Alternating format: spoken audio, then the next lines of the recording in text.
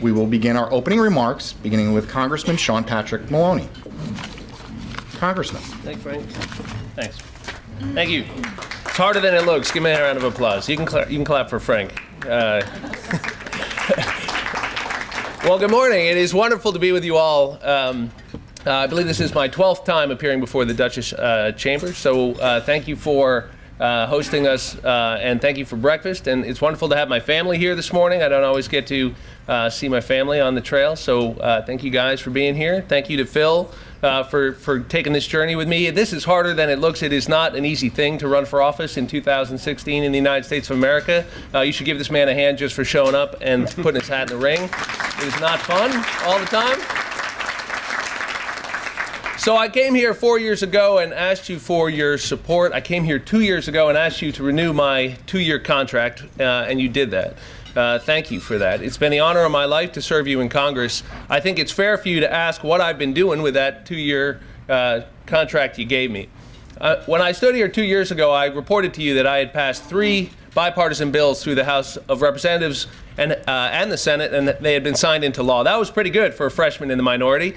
Today, as I stand here, I want you to know that I've passed 23 bills into law, which is pretty good for a sophomore in the minority. I'm very proud of my record of results. It's a bipartisan record. What do those bills do? Well, one of them we announced recently with Marcus Molinaro helps our veterans get hired as air traffic controllers right here at Dutchess County Airport, an airport that I've helped bring $2 million back to support.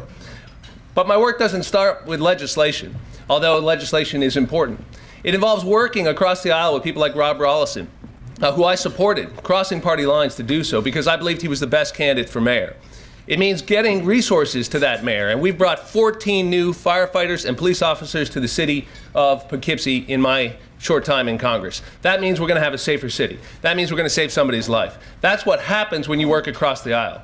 Here this morning with us is Deborah Hall. She's a woman I went out and met with in 2012. She had been fighting for a decade to get somebody to pay attention to the Superfund site at Hopewell Junction. Nobody had done a thing.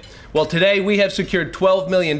We are going to hook up 325 homes to clean water. And John Hickman, a conservative Republican, will tell you I am the best congressman he's ever worked for. We are going to get that fixed for you, Deborah. You've been waiting too long. And that's the kind of results we get when we work together.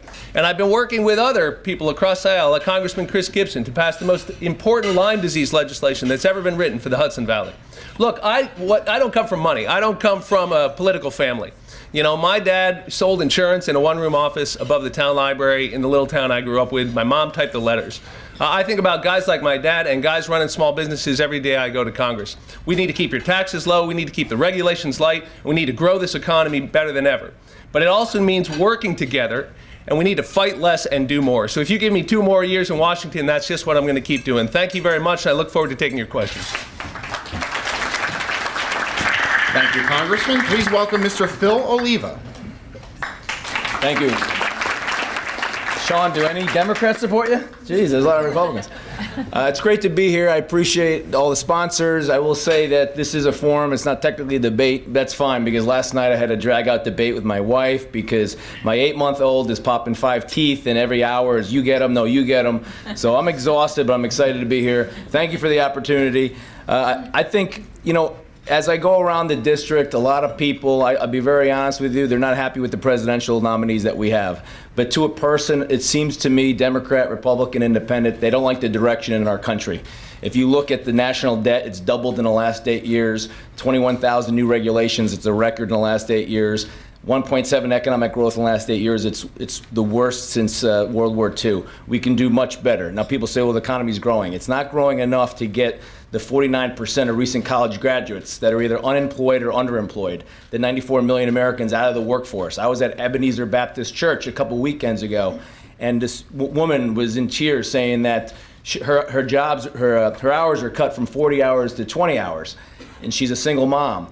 You know, I'll fight for people like that. You know, whether it's big companies, small businesses. I'm endorsed by the National Federation of Independent Businesses. I'm a small business owner. I started a consulting company when I got done with the healthcare data analytics company that I worked for. I do have over 20 years experience in the public and private sectors. I mean, Sean had similar experience. We kind of know how government works. We know how private sector works.